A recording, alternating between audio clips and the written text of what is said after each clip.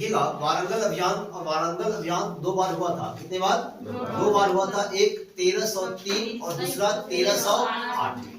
ठीक है, 1303 में मलिक छज्जू के द्वारा जो वारंगल अभियान चलाया गया था, इस वारंगल अभियान में प्रताप रुद्रदेव ने मलिक छज्जू को इतने ठोकाई किए, इतने पिटाई किए कि लहर देव के नाम से प्रचारित हो गए। अर्थात मुस्लिम इतिहासकार प्रताप रुद्रदेव को लहर देव के नाम से सुशोभित कर दिए। कारण कि प्रताप रुद्रदेव ने इतने पिटाई किए किसकी? मलिक छज्जू की, कि मलिक छज्जू का लहरा दिए सब कुछ और वहां से वो चला गया। इसके बाद क्या होता है कि जब 1308 का जो अभियान होता है, यह अभियान मलिक काफूर के द्वारा होता है। और मलिक काफूर, ये वही मलिक काफूर है जिसको गुजरात अभियान के दौरान गुजरात के एक व्यापारी से नुसरत खान ने 1000 दिनार में, कितने? 1000 दिनार में नुसरत खान ने खरीदा था और खरीद कर उसे अपने सुल्तान अलाउद्दीन खिलजी को भेंट किया था।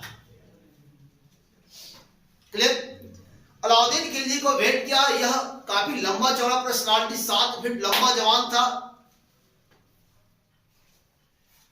गुरहर छरहर। यह अलाउद्दीन खिलजी का प्रिय सेनापति बन गया। ऐसा कहा जाता है कि जब भी अलाउद्दीन खिलजी अभियान पर होता था, उसके साथ मलिक काफूर अवश्य ही होता था। तो वारंगल अभियान 1308 मलिक काफूर करता है और वारंगल के शासक प्रताप रुद्रदेव को वो पराजित करता है। और पराजित करने के बाद सोने की जंजीरों में बांधकर उसे दिल्ली लाता है। और यहां पे थोड़ी सी कंट्रोवर्सी कल भी मैंने चर्चा करी थी पिछली क्लास में, होती है कि यही प्रताप रुद्रदेव दिल्ली सल्तनत के उस समय के शासक अलाउद्दीन खिलजी को कोहिनूर हीरा भेंट किया था। कोहिनूर हीरा भेंट किया था। इसके बाद देखेंगे कि एक नोट आता है और ये नोट एक ऐसा टॉपिक बनता है कि अलाउद्दीन खिलजी को कोहिनूर हीरा किस अभियान से प्राप्त हुआ? तो याद रखेंगे, वारंगल अभियान से प्राप्त हुआ। किसे? वारंगल अभियान से प्राप्त हुआ। फिर देखेंगे कि 1311 में मदुरई पर आक्रमण होता है। किस पर? मदुरई पर। और मदुरई आक्रमण होता है जहां के 2 भाई वीर पांडे और सुंदर पांडे वहां उत्तराधिकार का संघर्ष करते रहते हैं आपस में।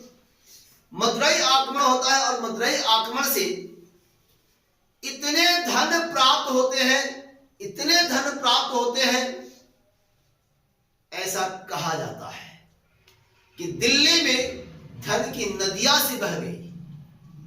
दिल्ली में धन की नदियां सी बह गई। लेकिन मदुरई पर जो पांडवों की राजधानी हुआ करती थी, याद रखेंगे, ये प्रश्न बार बार पूछता है कि पांडवों की राजधानी कहां? मदुरई। तो मदुरई पर ये लोग शासन स्थापित करने में विफल रहे, अर्थात शासन स्थापित नहीं कर सके। क्लियर? इसके बाद देखिएगा कि अलाउद्दीन खिलजी जो सेना रखता था, ये पहला दिल्ली सल्तनत का ऐसा शासक था जिसने सेना, अस्थायी सेना रखी, साथ ही साथ सेना को एक नियत वेतन देना प्रारंभ किया। नियत वेतन देना प्रारंभ किया। जैसे घुड़सवार सैनिक को 238 टंका, 234 टंका वेतन, जबकि पैदल को 78 टंका वेतन देना शुरू किया। क्लियर? अब देखिएगा, इन्होंने, किसने? एके ने। किसने? एके कहे तो अलाउद्दीन खिलजी। इन्होंने हुलिया पद्धति और घोड़े दागने की पद्धति। घोड़ा के पीछे ठप्पा, क्या ठेपा। हुलिया पद्धति इसलिए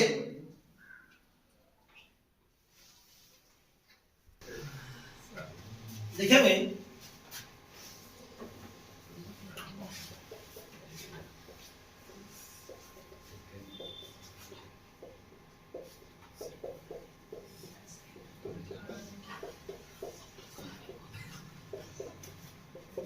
अलाउद्दीन खिलजी ने अस्थायी सेना रखना प्रारंभ किया, साथ ही साथ सेना को एक नियत वेतन देना प्रारंभ किया। इसके पश्चात इनके पास विशाल सेना थी। इस विशाल सेना को पहचानने के लिए, या ये कहें कि सेना में घुसपैठ को रोकने के लिए इन्होंने हुलिया पद्धति एवं घोड़े को दागने की प्रथा चलाई। इन्होंने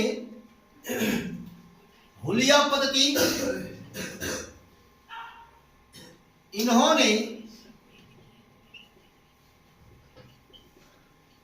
हुलिया एवं घोड़े को दागने की प्रथा चलाई ताकि सेना में किसी प्रकार का घुसपैठ न हो सके। इनके पास लगभग 4,75,000 सेना थी। इनके पास लगभग 4,75,000 अस्थाई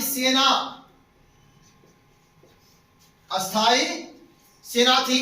और याद रखिएगा कि जिसके पास इतनी बड़ी सेना हो वह व्यक्ति जिस ओर चले मानो संपूर्ण क्षेत्र उसी का होकर रह जाए, क्या। और बड़े बड़े शक्तिशाली वीर सेनापति हो, जैसे मलिक काफूर, नुसरत खान, उलूग खान, अलम खान जैसे वीर सेनापति हो, मानो जिस एरिया में देखे वो एरिया ही उनका होकर रह जाए, जो क्षेत्र ही उनका होकर रह जाए। नेक्स्ट देखिएगा कि मदुरई आक्रमण के पश्चात जो धन प्राप्त हुए उससे महंगाई बढ़ी, मांग बढ़ा। इस महंगाई को नियंत्रण करने के लिए एके कहे तो अलाउद्दीन खिलजी एके ने बाजार नियंत्रण प्रणाली, क्या बनाया, बाजार नियंत्रण प्रणाली। एके ने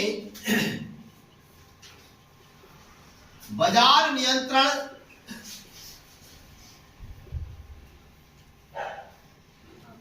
प्रणाली प्रारंभ की।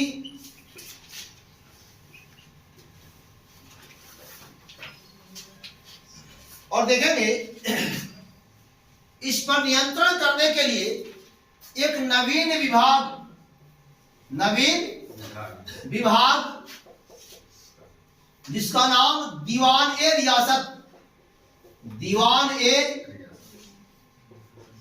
रियासत की स्थापना किया। दीवान ए रियासत की स्थापना किया। अब देखिएगा कि इन्होंने 4 प्रकार के बाजार स्थापित किए। कितने प्रकार के? एके ने 4 प्रकार के बाजार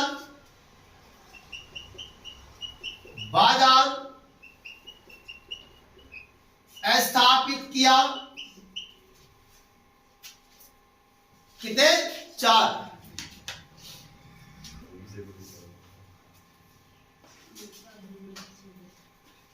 देखेंगे कि 4 प्रकार के बाजार में गल्ला ए मंडी, यह अनाज का सबसे सफल बाजार हुआ करता था।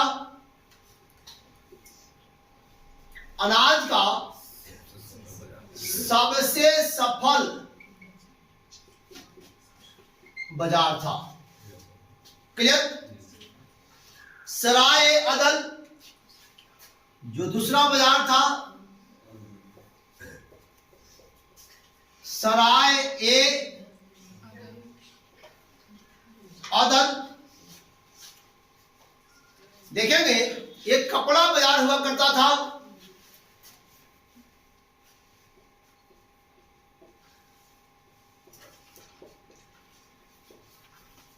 कपड़ा बाजार हुआ करता था। तीसरा था घोड़े मवेशी व दासों का बाजार।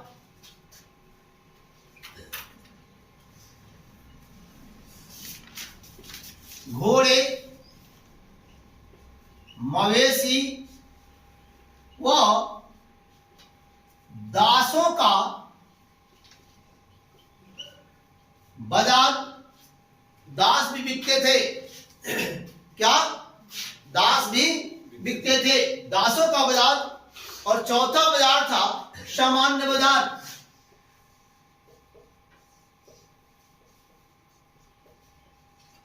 सामान्य बाजार और सामान्य बाजार से जहां से दावा प्राप्त हो, दूध मिले, अंडा मिले, सब्जी मिले, आपको चप्पल मिले, पढ़ने के लिए पेन और कॉपी मिले, ये सारे के सारे बाजार सामान्य बाजार से, ये सारे सामान सामान्य बाजार से प्राप्त होते थे। देखिएगा कि अकाल के समय, किसके? अकाल। और अकाल से निपटने के लिए इन्होंने बड़े बड़े गोदामों का निर्माण करवाया। क्या किया? बड़े बड़े गोदामों का निर्माण करवाया। साथ ही साथ इन्होंने अनाज वितरण प्रणाली, जिसको राशनिंग विधि, राशनिंग प्रणाली, जैसे कोरोना काल के बाद से लेके और अभी तक लगातार अनाज प्राप्त हो रहा है। हो रहा है ना जी? लगातार सरकार अनाज दे रही है ना। तो अकाल से निपटने के लिए बड़े बड़े गोदामों का निर्माण कराने वाला ये दिल्ली का प्रथम सुल्तान था। साथ ही साथ राशनिंग प्रणाली शुरू करने वाला ये दिल्ली का प्रथम सुल्तान था। ठीक? भारत में कोरोना काल से अभी तक राशन देने वाला दिल्ली का प्रथम सरकार है। नहीं जी? भले महंगाई कहीं चल जाए, कोई फर्क नहीं पड़ता है। ठीक है सर। है कि नहीं? लिखेंगे अभी। अकाल से, अकाल में नेक्स्ट पॉइंट, अकाल में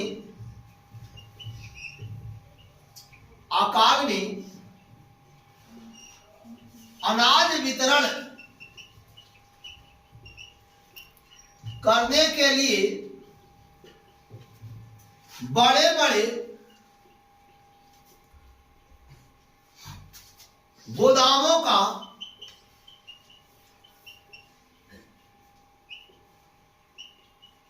निर्माण कराया। बड़े बड़े गोदामों का निर्माण कराया। नेक्स्ट पॉइंट, दिल्ली सल्तनत का ये प्रथम शासक, दिल्ली सल्तनत का ये प्रथम शासक जिसने राशनिंग पद्धति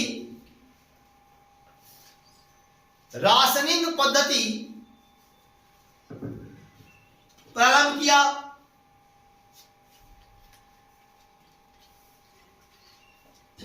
क्लियर?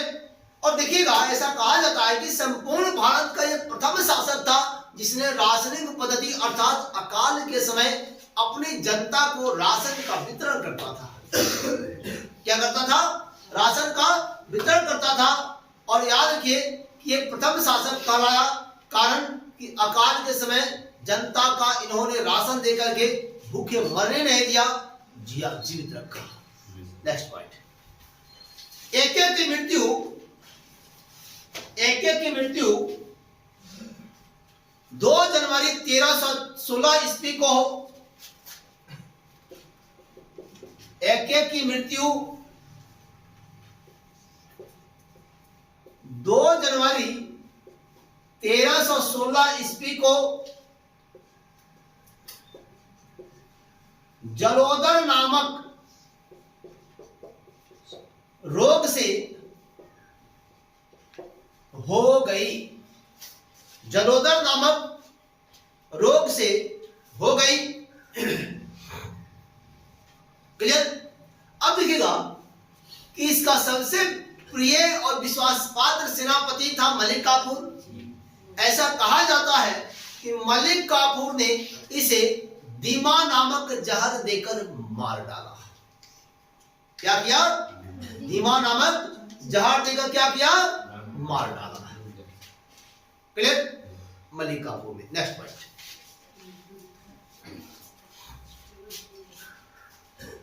कम तौल, सुन लीजिए, जरूरी नहीं लिख देना। कम तौल पर इनका इतना नियंत्रण था, बाजार पर इतना नियंत्रण था कि जो व्यवसायी, जो व्यापारी कम तौलता था, क्या करता था? कम तौलता था, उतना उसके शरीर से चमड़ी काट लिए जाते थे। सोच लीजिए। और आज के बाजार में तो 1 केजी में 800 ग्राम एकदम खुलेआम मिलते हैं। 900 ग्राम। चलिए नेक्स्ट पॉइंट, एक की मकबरा मेहरौली दिल्ली। एक की मकबरा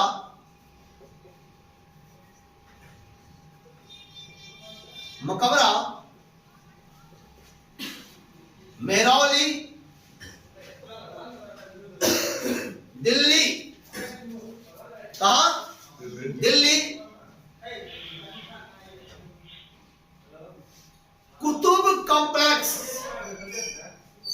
कॉम्प्लेक्स में बना है। दिल्ली कुतुब कॉम्प्लेक्स में बना है।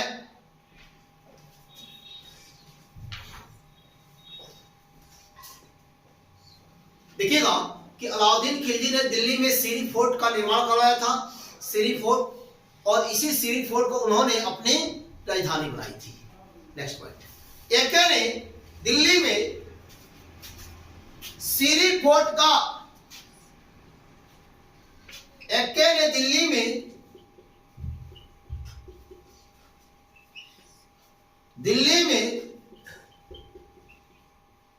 सीरी फोर्ट का निर्माण कराया।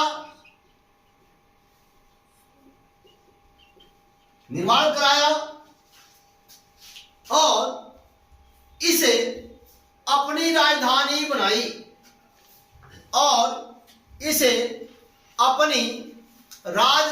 बनाई।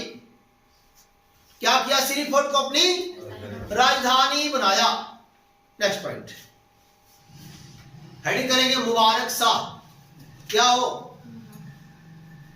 मुबारक शाह।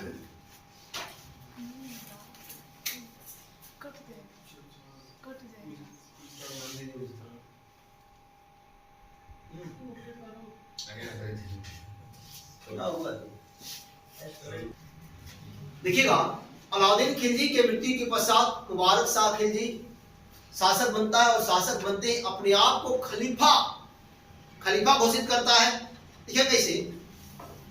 मुबारक शाह खिलजी शासक बनते ही मुबारक शाह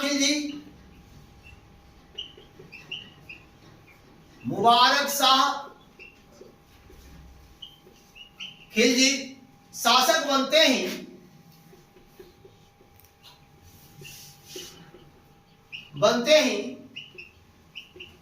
अपने आप को खलीफा घोषित किया। अपने आप को खलीफा घोषित किया। और देखिएगा कि संपूर्ण दिल्ली सल्तनत में अपने आप को खलीफा घोषित करने वाला यह पहला शासक था। क्लियर, लिखेंगे इसे। संपूर्ण दिल्ली सल्तनत में संपूर्ण दिल्ली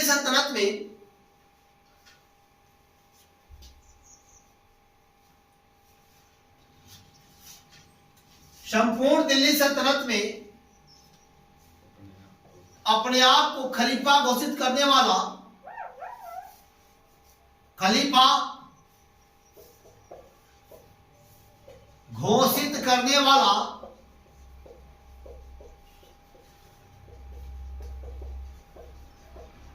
प्रथम शासक था। कौन जी? मुबारक शाह खिलजी।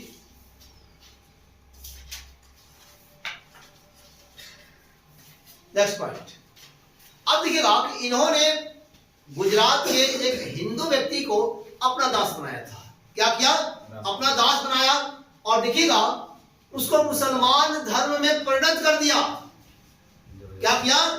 मुसलमान धर्म में परिणत किया, और परिणत करने के बाद उनका जो नाम रखा था, वो नाम रखा था मलिक खुसरो। क्या? मलिक खुसरो नाम रखा था। और देखिए कि यही मलिक खुसरो आगे चल के फिर गड़बड़ करता है। लिखेंगे, इन्होंने, मुबारक शकील जी, इन्होंने गुजरात के हिंदू व्यक्ति को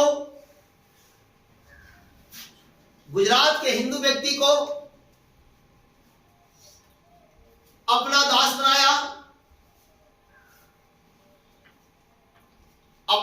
बनाया, और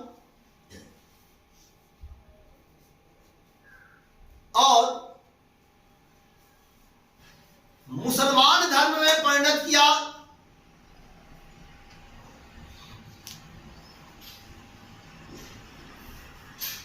उसका नाम मलिक खुसरो,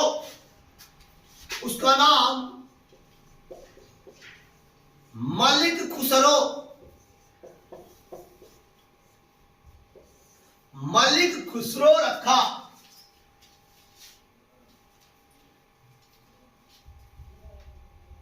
नेक्स्ट, मलिक खुसरो ने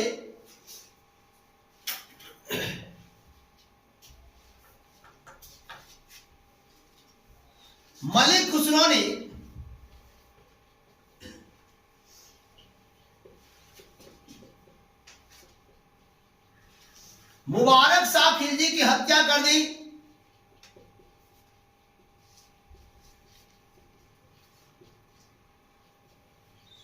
खिलजी की हत्या कर दी, और स्वयं शासक बना।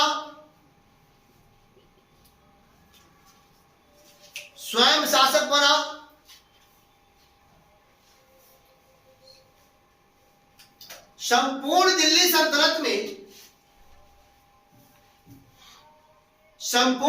सल्तनत में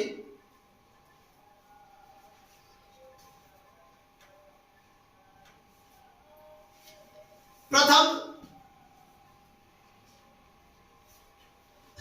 भारतीय मुस्लिम शासक मलिक खुसरो था।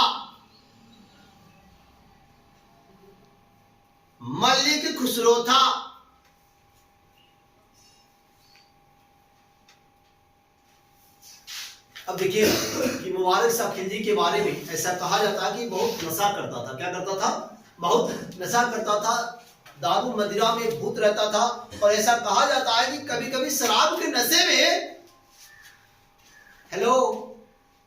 कभी कभी शराब के नशे में मुबारक शाह खिलजी नग्न अवस्था में निर्वस्त्र होकर के दौड़ते हुए फिरता था। क्या करता था? दरबार में नग्न दौड़ता था। और याद रखिए कि नशा ही पतन का सबसे बड़ा कारण होता है। तो आज खिलजियों का खिलजी राजवंश हुआ समाप्त। नेक्स्ट क्लास में होंगे तुगलक के साथ उपस्थित। जय हिंद, जय भारत, भारत माता की जय।